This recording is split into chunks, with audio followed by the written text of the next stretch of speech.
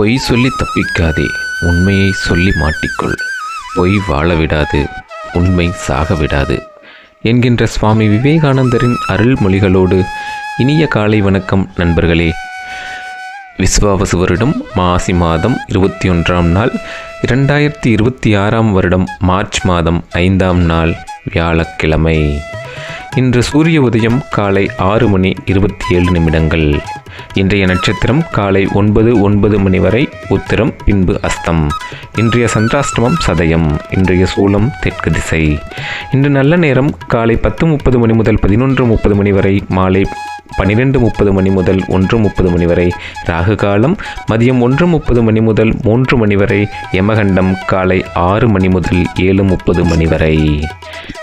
இன்று சுப முகூர்த்த நாள்.